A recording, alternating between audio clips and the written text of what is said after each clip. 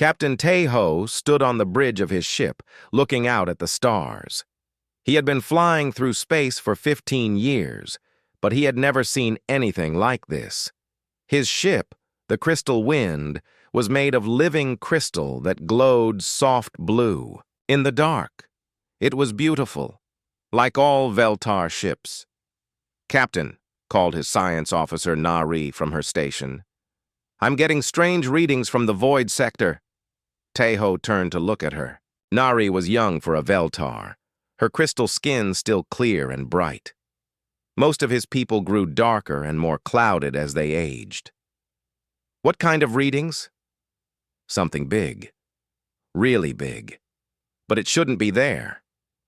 The void sector has been empty for 20,000 years. Tae-ho walked over to her station. The screen showed a map of space with a red dot blinking in the middle of nothing. "Are you sure your equipment is working?" Nari touched the crystal controls with her fingers. The Veltar didn't use buttons or keyboards like other races. They talked to their machines through touch. "I've checked 3 times. There's definitely something there, something huge." A new voice spoke up from the back of the bridge. "May I see these readings?" The voice belonged to Wu Jin, a representative of the builders. He looked like a tall metal man with glowing eyes. The builders were machines that had become alive long ago. Nari showed him the screen. Wu Jin's eyes grew brighter as he studied the data. "This is very strange. My people have maps of every object in this galaxy. Nothing should be in the void sector." "Maybe it's a new planet?" Tae-ho suggested. "No," Wu Jin said, his metal head shaking. "The shape is wrong. It's long and narrow, like a ship, but much bigger than any ship ever built." Tae-ho felt a chill run through his crystal body. "How big?" "About 5 kilometers long." The bridge went quiet. Even the biggest ships in the galaxy were only half a kilometer long. "What could be that huge?" "Should we go look?" Nari asked. Tae-ho thought about it. As an exploration captain, it was his job to investigate strange things. But something about this felt dangerous. "Set course for the void sector, but keep us at a safe distance." The crystal wind turned and began moving toward the empty region of space. It took 2 days to get there. During the trip, more strange readings came in. The object wasn't just big, it was giving off energy signals they had never seen before. When they finally arrived, Tae-ho couldn't believe what he saw on the screen. There, floating in the darkness, was the largest ship he had ever imagined. It was black as night and shaped like a huge arrow. Strange symbols covered its hull. "By the Great Crystal," Nari whispered. "What is that thing?" Wu Jin was running scans with his internal computers. "I'm checking our oldest files. Some of these symbols, they match records from 20,000 years ago." "What records?" Tae-ho asked. "The forbidden files, the ones about the humans. Everyone on the bridge stopped what they were doing. Humans were legend, stories told to children. Most people didn't even believe they were real." "The humans were real?" Nari asked. "Oh yes," Wu Jin said. "Very real, and very dangerous. The old files say they had ships like this, ghost ships they called them. Ships that could appear and disappear like magic." Tae-ho stared at the massive black ship. "But humans disappeared 20,000 years ago. Everyone knows that." "They left," Wu Jin corrected. "All at once. Every human in the galaxy just vanished. One day. No one ever knew why." As they watched, something impossible happened. Lights began to appear on the black ship. Soft blue lights, like stars being born. They started small and grew brighter. Then parts of the ship began to move. Huge sections of the hull opened like flower petals. "It's waking up," Nari said in wonder. Deep inside the ancient ship, something else was waking up too. In a room far. From the bridge, a man opened his eyes. His name was Jin Woo, and he had been sleeping for 20,000 years. Jin Woo sat up slowly. His body felt strange, like he had been underwater for a very long time. Around him, lights were coming on. The room was white and clean, with walls that seemed to glow from within. "Guardian Jinwoo," a voice said. It was soft and kind, like his sister's voice from long ago. "You are awake." "So young," Jinwoo said. His throat felt dry. "How long?" 20,000 years, Guardian. The long sleep is over." Jinwoo stood up on shaky legs. So young was the ship's mind, its artificial intelligence. She had been his friend and companion before the great sleep began. "Why am I awake?" he asked. "There are visitors. 3 ships. From the current inhabitants of this galaxy. They have discovered us." Jinwoo walked to a wall that suddenly became clear, like glass. Through it, he could see space and 3 small ships. They were beautiful, but strange. Not human designs. What happened to Earth? To our people? "They are safe, Guardian. They completed the great journey as planned. Only we remained, to watch and wait." Jinwoo nodded. He remembered now. The plan, the great sacrifice. His people had left this galaxy to protect it from an ancient enemy, but they had left guardians behind just in case. "What are those ships?" he asked. "Veltar, Nethys, and Builder races. They seem peaceful, but I detect weapons." Jinwoo smiled sadly. "Everyone has weapons, So Young. The question is what they use them for." Outside, Captain Tae-ho was trying to decide what to do. The huge ship was clearly alive now. It hummed with energy, but it hadn't answered any of their messages. "Should we go closer?" Nari asked. Before Tae-ho could answer, a new voice came over their communications. It was deep and calm, speaking in perfect Veltar language. "I am Guardian Jinwoo of the Human Protectorate. State your intentions in this space." The bridge went completely silent. After 20,000 years, the humans had spoken again. Jinwoo stood in the control room of his ship, watching the 3 alien vessels through the clear wall. So Young's voice came from everywhere and nowhere, like a gentle wind. "Guardian, I have been listening to their communications. They are afraid, but curious. The Veltar captain wants to talk. The Builder is searching old files. The Nethys representative hasn't said much." "Show me what happened while I slept," Jinwoo said. The wall changed, showing him images and information. 20,000 years of history flowed past his eyes like a fast river. Wars, peace, new discoveries, fallen empires. The galaxy had grown and changed so much. "Earth?" he asked quietly. "Gone, but not destroyed. Our people took it with them when they left. They moved the entire planet to the new galaxy, just as planned." Jinwoo felt relief wash over him. His home was safe. His family's children, thousands of generations later, were still alive somewhere among distant stars. "Why did the ship wake up now?" he asked. "These visitors triggered our sensors. Also, I have detected something else, strange signals from the dark spaces between galaxies. The old enemy may be stirring." Jinwoo's blood turned cold. The old enemy. The reason his people had left. The reason he had volunteered to stay behind and sleep until needed. Outside, Captain Tae-ho was having problems of his own. Word of the human ship had spread across the galaxy in just a few days. Now hundreds of ships surrounded the ancient vessel. Some came to study it. Others came to protect their people from it. "Captain," Nari said, "we're getting messages from the Veltar Council. They want us to try talking to the human again." Tae-ho looked at the massive black ship. It had been silent since that first message. No matter what they said or asked, it didn't answer. "Any word from the other races?" "The Builders are excited. They keep sending data requests. The Nethys are worried. They think the human ship might be dangerous." "What about the Karthek?" Nari's crystal face darkened. "Admiral Youngsik is coming with a war fleet. He says humans are a threat that must be eliminated." Tae-ho sighed. "The Karthek were always ready to fight. They were a warrior race that believed strength was the only truth that mattered. Wu Jin walked over to them. "Captain, I have been studying the human ship with our best sensors. The results are disturbing." "What did you find?"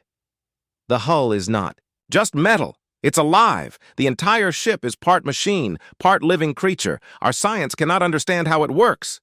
"Is it dangerous?" "I don't know, but I found something else. There are more ships like this one. My long-range sensors show similar energy signatures in 12 other star systems." Taeho felt his crystal heart skip a beat. 12 more ships? At least. Maybe more. They're all waking up. Inside the human ship, Jinwoo was learning about the current galaxy. So Young showed him files about each race. The Veltar were explorers and artists. They loved beauty and knowledge. The builders made wonderful machines and cities. They shared their technology with everyone. The Nethys were cloud-like beings who lived in gas and spoke in music. They were gentle and wise, but there were also darker races. The Karthek conquered and enslaved other worlds. The Zephek pirates attacked trade ships. The Void Seekers worshipped destruction. "They're so different from us," Jinwoo said, "but also the same in many ways." "Yes, Guardian. They have the same hopes and fears humans always had. They love their families. They want to be safe. They dream of better days. And they fight wars over stupid things. That too." Jinwoo made a decision. "I need to test them." "Test them, Guardian?"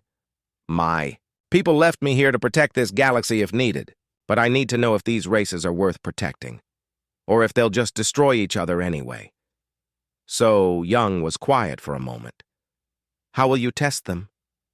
"I'll watch how they treat each other, how they solve problems, whether they choose kindness or cruelty when no one is making them choose."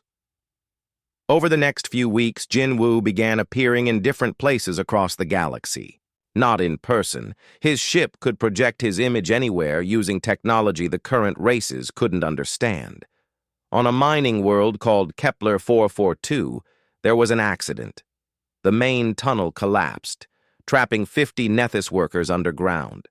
The Veltar supervisor, a woman named Da-Un, could have saved herself. Instead, she went back into the dangerous tunnels again and again, carrying out the injured cloud beings in special containers. Jinwoo watched as Da-Un risked her life for people who weren't even her own species. When the last worker was safe, she collapsed from exhaustion. But she was smiling. On a space station near the builder homeworld, Jinwoo saw a different scene. A young builder named Hyunwoo was working with refugees from a war zone. Instead of just giving them food and shelter, he was teaching them how to repair their broken ships. He was showing them builder technology that was supposed to be secret. "Why do you share your people's secrets?" Jinwoo asked, appearing as a hologram. Hyunwoo wasn't surprised to see him. Builders were hard to shock. "Because knowledge belongs to everyone. Keeping it secret just makes suffering last longer." But Jinwoo also saw darkness. On the border worlds, Admiral Young-sik was doing terrible things. The Karthek fleet was attacking planets that couldn't fight back. They were taking people as slaves and stealing everything valuable. Jinwoo appeared on Young-sik's ship during a planning meeting. "Who dares enter my bridge?" the Admiral roared. He was big and covered in scars with angry red eyes. "I am Guardian Jinwoo. Why do you attack innocent people?" "Because I can," Young-sik snarled. "The strong take from the weak. That is the law of the universe." "No," Jinwoo said quietly. "That is the law of animals. Thinking beings can choose to be better," Young-sik laughed. "Your people are gone, human. Your time is over. Now it's our turn to rule." Jinwoo's image flickered and vanished, but his words hung in the air. "We'll see about that." Back on his ship, Jinwoo was thinking hard. Some of these people were good. They cared about others and tried to help. But some were cruel and selfish. The question was, Which group would win in the end? So Young, show me the deep space sensors again. This wall displayed a map of the galaxy's edge. There, in the dark spaces between stars, something was moving. Something huge and wrong. The signals are getting stronger, So Young said. I estimate 6 months before they arrive. The Devourers. Yes, Guardian. The old enemy has found us. Jin Woo closed his eyes. The Devourers were nightmares made real. They ate entire civilizations, not just killing people, but erasing them from existence itself. His ancestors had fought them for 1,000 years before finally driving them away. Wake. The other Guardians, he said. Send the activation signal. Are you sure? Once awakened, they cannot sleep again. I'm sure. And So Young? Yes, Guardian? Start preparing the tests. Real tests this time. These people need to learn what they're really capable of, or they'll all die when the Devourers arrive. Outside, Captain Taeho was watching his screens with growing worry. All across the galaxy, more human ships were waking up. Their energy signatures blazed like new stars being born. Captain, Nari said, we're getting reports from everywhere. The human ships are moving. They're leaving their positions. Where are they going? Unknown, but Captain, Admiral Young Sik's fleet just vanished. Vanished. All 50 ships. They were attacking a colony world and then they just weren't there anymore. Taeho stared at the massive black ship that had started it all. What were the humans planning? And why did he have the feeling that everything was about to change forever? News of the human return spread across the galaxy like wildfire. On the Veltar homeworld, Elder Sang-ho called an emergency council meeting. The great crystal halls were filled with worried voices. The humans are back, he announced to the gathered leaders. After 20,000 years, they have awakened. Are they hostile? Asked one counselor. We don't know, Sang-ho replied. But our history says they were protectors once. We should treat them with respect. Meanwhile, in the dark corners of space, other meetings were taking place. The remaining Karthek leaders were angry and scared.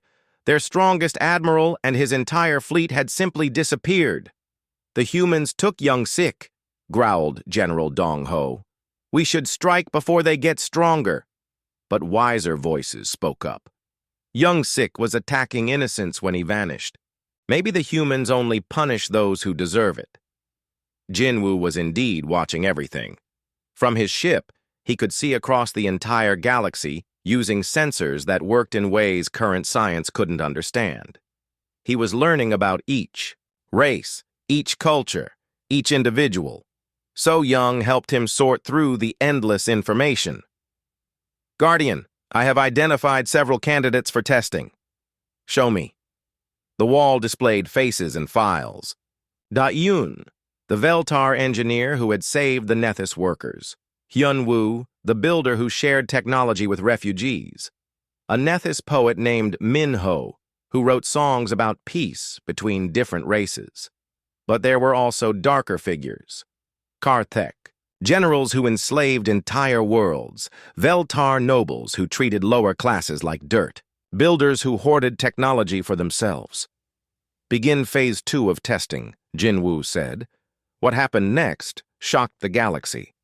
Jinwoo began appearing at conflict zones across space.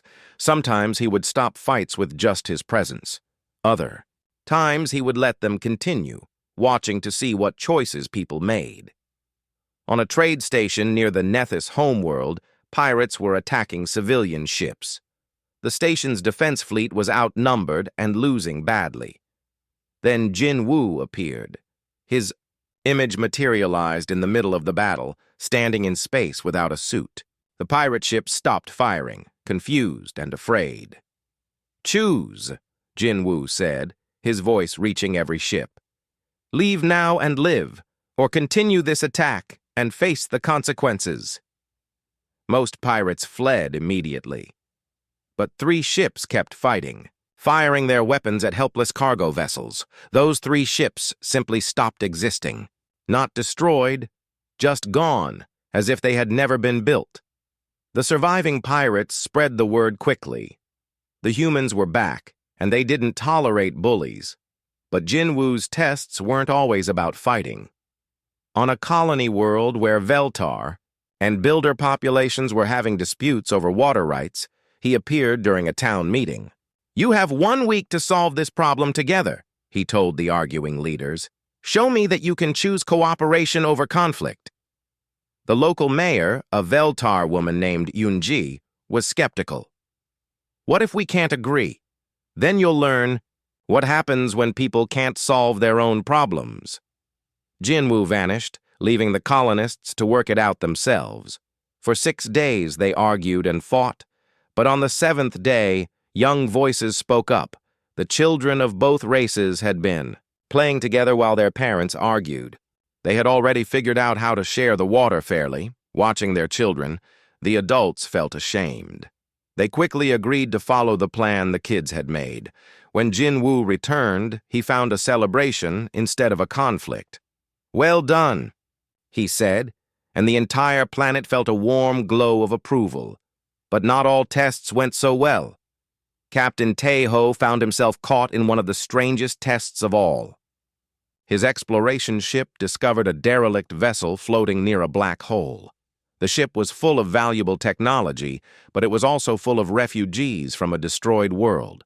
The refugees were dying, their life support was failing, and they had no food left. But saving them would mean giving up the valuable technology to make room for passengers. Taeho didn't hesitate. "Load them all aboard," he ordered. "We'll find room somehow." "But, Captain," protested his first officer, "the technology could advance our civilization by centuries. Our civilization isn't worth advancing if we let people die for it," Taeho replied. As the last refugee was brought aboard, Jinwoo appeared on the bridge. "Well chosen, Captain," he said. "You understand what truly has value." Nari, the science officer, gathered courage to ask a question. "Guardian Jinwoo, why are you testing us?" Jinwoo was quiet for a long moment. Then he said, "Because something is coming. Something that will test all of us in ways you cannot imagine. I need to know if this galaxy is worth saving." "What's coming?" Taeho asked. "An old enemy, older than any current civilization. My people fought them once and won, but at great cost. Now they're returning, and this time we're not here to fight them." The bridge crew exchanged worried looks. "Then who will fight them?" Nari asked. "You will," Jinwoo said simply. "If you're ready. If you can learn to work together instead of fighting each other." Across the galaxy, other Guardians were conducting their own tests. Kyung-soo, who had awakened in the Spiral Arm sector, was dealing with a war between 2 major powers. His ship, the Silent Thunder, positioned itself between the fleets. "This war ends now," he announced. "Settle your differences with words, not weapons." Yunji, guardian of the Void Dancer, found herself protecting trade routes from pirates and warlords. She moved like a ghost through space, appearing wherever innocent people needed help. Jae-sung, the youngest guardian, woke to find his sector overrun with refugees from natural disasters. His ship, the Star's End, became a mobile hospital and supply depot, helping coordinate rescue efforts. But the most important test was still to come. Admiral Youngsik had not been destroyed, as many believed. Instead, Jinwoo had transported him and his fleet to a dead system at the edge of the galaxy. There, the proud admiral found himself stranded with no way home. "Why don't you kill me?" Youngsik demanded when Jinwoo appeared.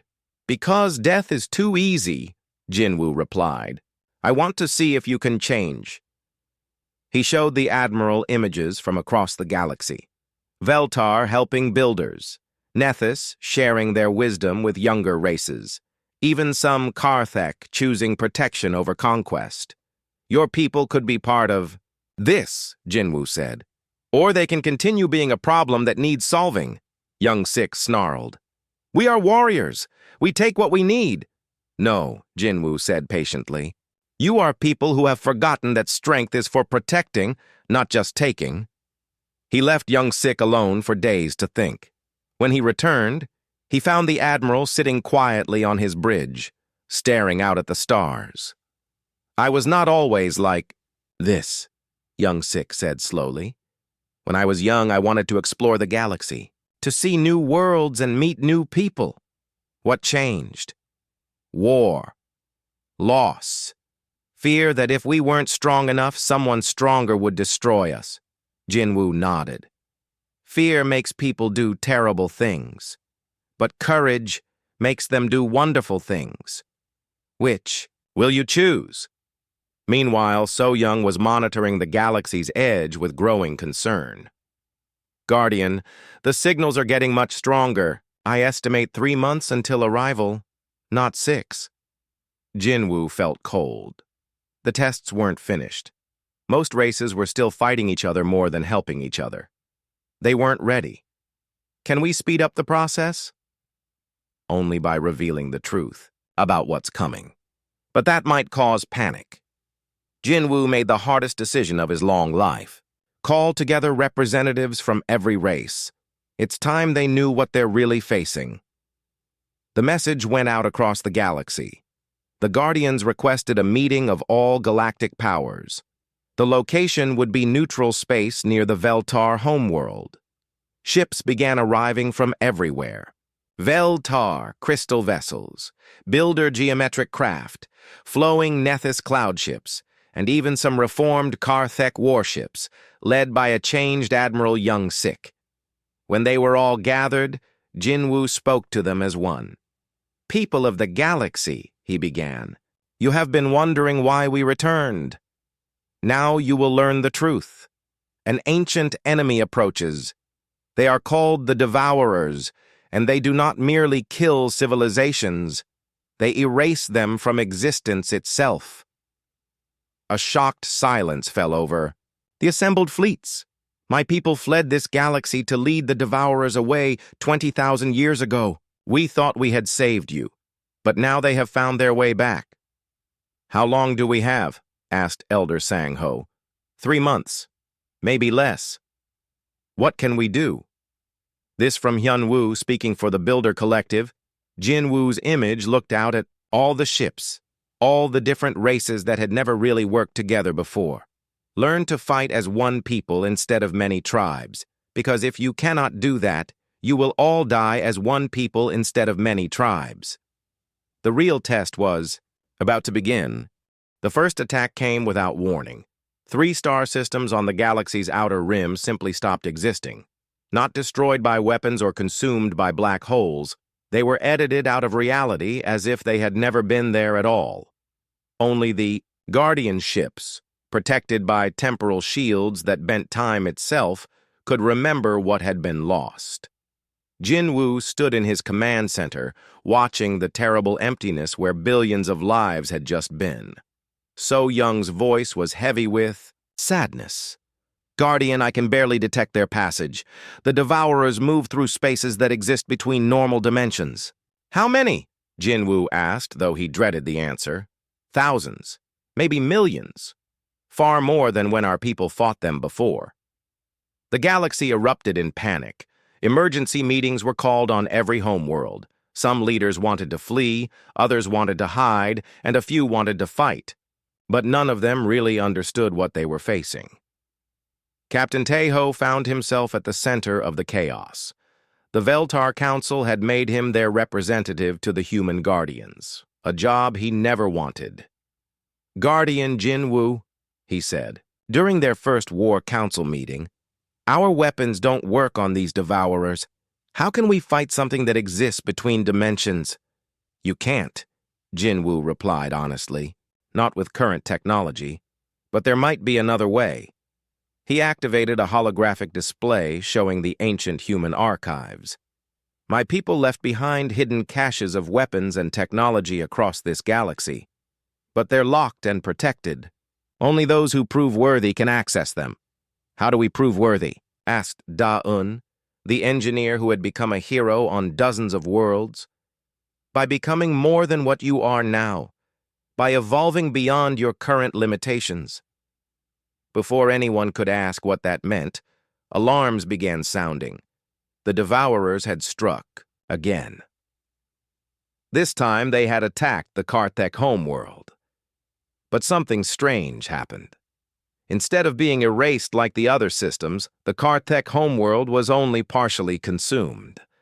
Half the planet simply vanished, while the other half remained. They're learning, So Young observed, adapting their feeding patterns. Admiral Young Sick, who had been trying to save his people when the attack began, arrived at the meeting badly shaken. My homeworld, half my people are gone. Not dead, gone, like they never existed. I don't even remember some of my own family members. Jinwoo felt sympathy for the former enemy. I'm sorry for your loss, but this proves something important. The Devourers are not invincible. Something disrupted their attack. What? The Karthek were fighting back. Even though your weapons couldn't hurt them, your resistance created interference in their feeding process. This gave Jinwoo an idea. So Young, activate the final protocol. Guardian, are you certain? The final protocol cannot be undone. Do it. Across the galaxy, the other Guardian ships received Jinwoo's signal. One by one, they began broadcasting a strange energy pattern.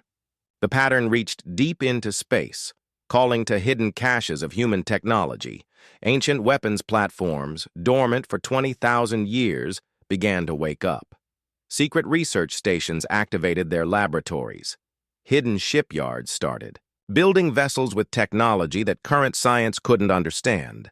But the most important activation was happening inside the Guardian ships themselves.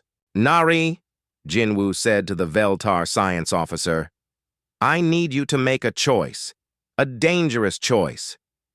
What kind of choice? My people learned long ago that consciousness is not limited to biological brains.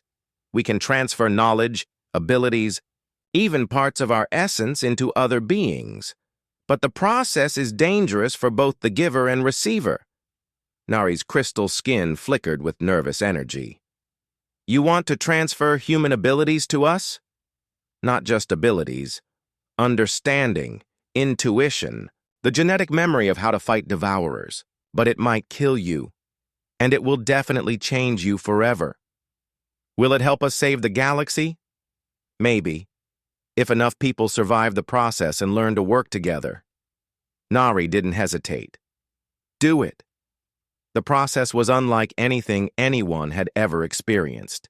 Jinwoo placed his hands on Nari's crystal forehead, and suddenly she could see and understand things that had been impossible before. The mathematics of dimensional travel, the quantum mechanics of reality manipulation, the deep patterns that connected all living things. But the knowledge came with pain. Her crystal body began to change, taking on new properties. She could feel her consciousness expanding beyond her physical form. I can see them, she gasped.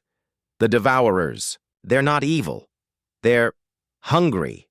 Reality itself is their food. Yes, Jinwoo said, and that's why normal weapons don't work. You can't kill hunger. You can only feed it or redirect it. The transformation worked, but at a cost. Jinwoo collapsed, his human form becoming translucent. Sharing his essence had weakened him dramatically. Across the galaxy, other Guardians were making the same sacrifice. Kyung-soo transferred his knowledge to a builder collective named Woo Jin, who then understood how to build ships that could phase between dimensions. Yoonji shared her abilities with a Nethys musician named Min-ho, who learned to sing songs that could disrupt Devourer feeding patterns. But the cost was terrible. Guardian Jae-sung gave too much of himself trying to save a dying world. His ship, the Star's End, became a monument when his consciousness merged permanently with its systems. The enhanced beings, now called New Guardians, proved capable of fighting the Devourers on equal terms. Nari, her crystal body now glowing. With internal energy, piloted ships that could exist in multiple dimensions at once. She struck at the Devourers where they actually lived, in the spaces between normal reality. Dayun learned to phase entire space stations out of normal space, protecting millions of civilians from Devourer attacks. Young Sik, his warrior instincts, enhanced by human tactical knowledge, led combined fleets in impossible maneuvers that confused and scattered the enemy. But the war was far from won. For every victory, there were defeats. Entire sectors fell to the Devourers. The Builder homeworld was partially consumed despite their best defenses. The Nethys lost their greatest philosophers and poets to the reality erasers. The turning point came when So Young made a discovery in the deepest human archives. "Guardian," she said to Jinwoo, who was now more energy than flesh, "I found something in the restricted files. The Devourers are not invaders." "What do you mean?" "They're a natural, part of reality. Like white blood cells in a body. They appear when civilizations become too advanced, when they start manipulating the fundamental forces of existence." Jinwoo felt understanding dawn on him. "They're not evil. They're a response. Reality protecting itself from beings who might damage the universe itself." "Yes. And that means we can't just defeat them. We have to prove that advanced civilizations can exist without threatening reality itself. But how could they prove that while the Devourers were erasing entire worlds?" The answer came from an unexpected source. Admiral Youngsik, now enhanced with human knowledge, made a desperate suggestion during a war council. "What if we surrender?" Everyone stared at him in shock. "Not surrender to die," he explained quickly. "Surrender to communicate. Show them that we're not a threat, that we can use advanced technology responsibly." "That's suicide," protested Elder Sangho. "No," said Nari, her enhanced consciousness allowing her to see possibilities others couldn't. "It might work. The Devourers respond to intent as much as action. If we approach them without hostility, without trying to fight..." Jinwoo made the hardest decision of his existence. "I'll do it. I'll make contact." "Guardian, you're too weak," So Young protested. "The transfers have left you barely corporeal. That might be an advantage. I'm already half out of normal reality." The plan was desperate and probably hopeless. Jinwoo would approach the largest concentration of Devourers and attempt to communicate with them directly. If he failed, he would be erased from existence. If he succeeded, well, no one knew what success would look like. As Jinwoo prepared for what might be his final mission, he looked at the new guardians he had helped create. Nari with her crystal body now flowing, like liquid light. Da-Yun, whose engineering abilities could reshape matter at the molecular level. Youngsik, whose tactical mind could now predict enemy movements across multiple dimensions. "If I don't come back," he told them, "remember what you've learned. You're not just your original species anymore. You're something new, something that can bridge the gap between different forms of life." "We won't let you go alone," Nari said. "This is something I have to do myself." Jinwoo's ship, the Eternal Vigil, began moving toward the heart of Devourer space. As it traveled, reality itself seemed to bend and twist around it. The boundary between dimensions grew thin.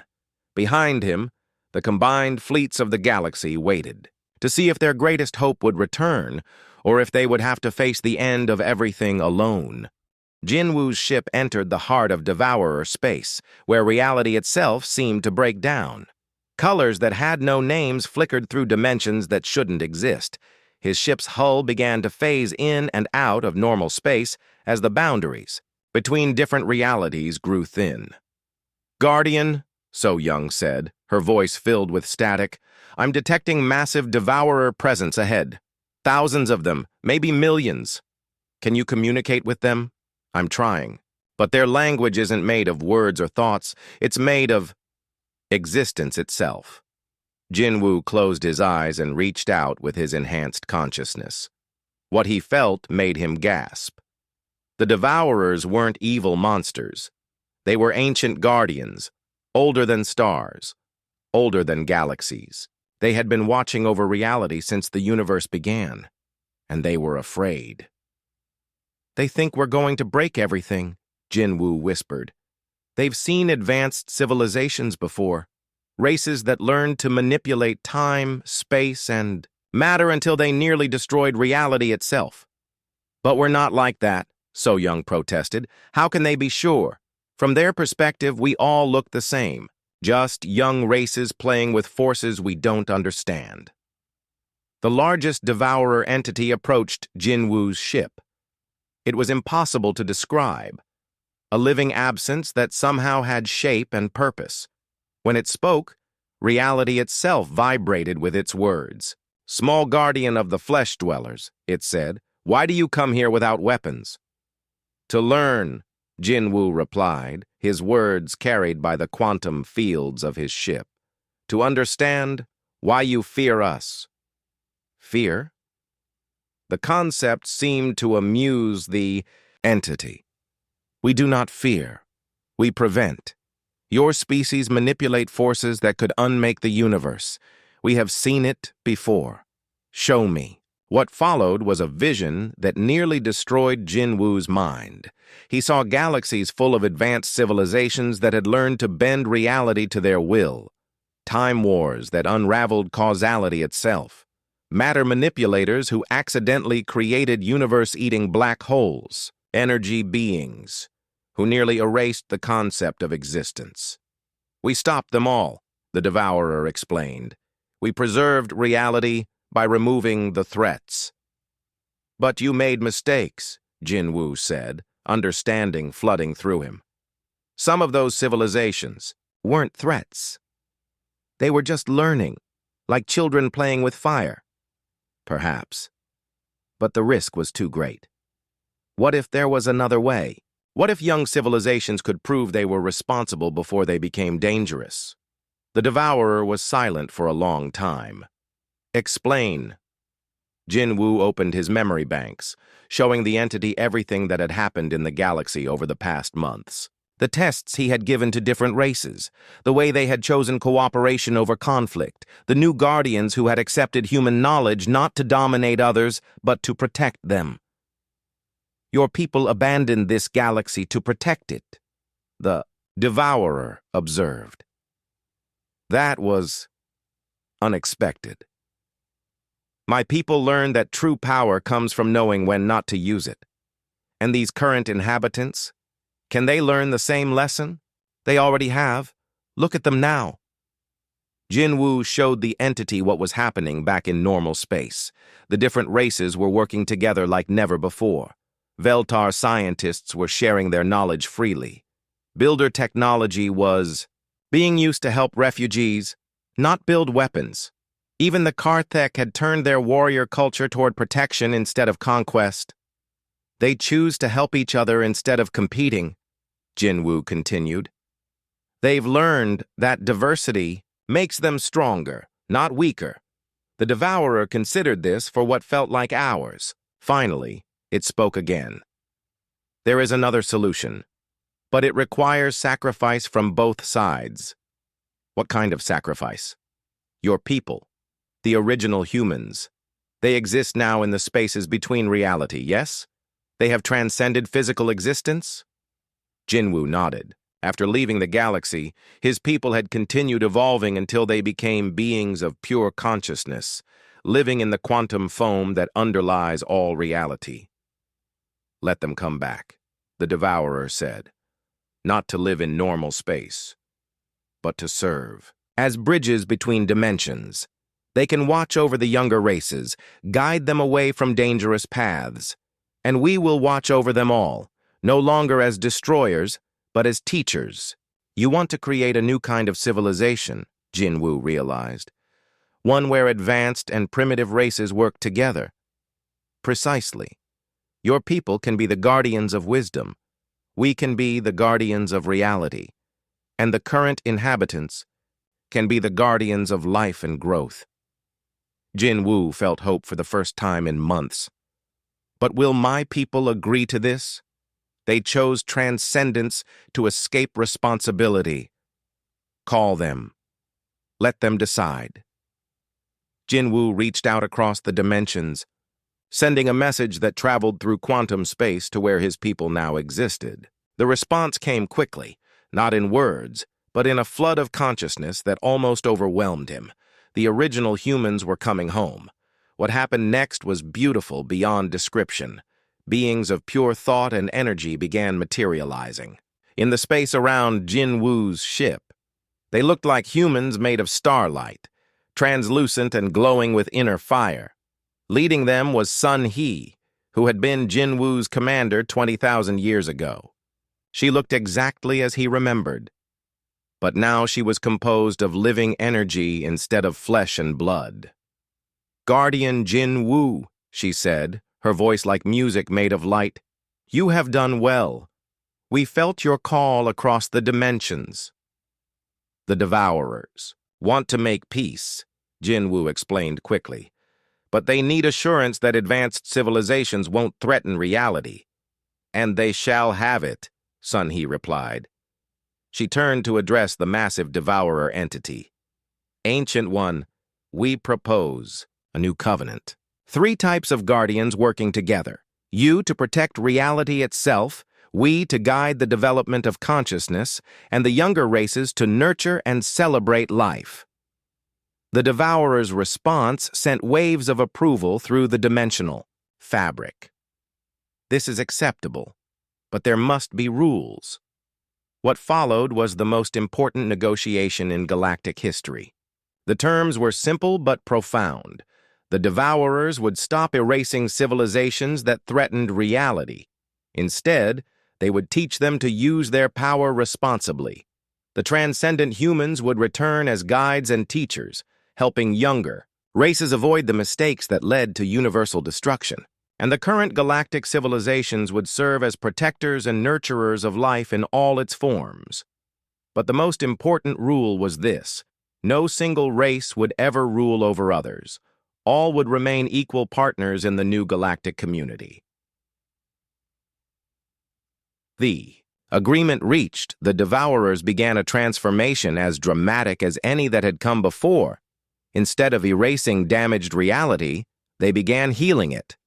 The star systems that had been partially consumed were restored. The lost portions of the Karthek homeworld rematerialized as if they had never been gone. Jinwoo watched in wonder as Devourers worked alongside transcendent humans to repair the damage their war had caused. It was the most beautiful thing he had ever seen. Ancient enemies becoming allies, working together to protect something greater than themselves. But there was one more choice to make. "Jinwoo," Sun He said gently, "you can come with us now. Transcend your physical form and join us in the spaces between dimensions." Jinwoo looked back toward normal space, where his friends were waiting. Nari, with her crystal body now flowing like liquid light. Da-Un, whose engineering skills could reshape matter itself. Young-Sik, who had learned that true strength came from protection, not domination. "No," he said finally. "My place is with them. They're my family now." Sun He smiled. "We hoped you would say that. The galaxy needs bridges between all its different forms of life. You can be that bridge." Jinwoo felt his consciousness change one final time. He was no longer fully human, but he wasn't fully transcendent either. He existed in multiple dimensions at once, able to communicate with beings of pure energy while still caring for creatures of flesh and crystal and metal. When he returned to normal space, the entire galaxy was celebrating. The war was over, but more than that, they had discovered they were not alone in the universe. They were part of something vast and wonderful, a community that stretched across dimensions and included every form of consciousness. Captain Tae-ho was the first to greet him as he materialized on the bridge of the crystal wind. "Guardian," Tae-ho said, "what happens now?" "Now we learn," Jinwoo replied. "All of us, together." The Devourers have knowledge of reality that spans billions of years. My people understand consciousness and transcendence, and your people understand life, growth, and the beauty of physical existence. Nari stepped forward, her transformed body shimmering with new abilities. Will you stay with us? For as long as you need me. But remember, you don't need guardians anymore. You are guardians now, all of you. The months that followed were filled with wonders. Devourer entities began teaching advanced physics to builder scientists. Transcendent humans shared meditation techniques with Nethys philosophers. The new guardians like Nari and Da Yun became teachers themselves, showing others how different forms of consciousness could work together. Even Admiral Young Sik found a new purpose. His warrior skills, enhanced with human tactical knowledge, made him perfect for protecting the galaxy's trade routes and exploring dangerous regions of space. But perhaps the most beautiful change was the simplest one.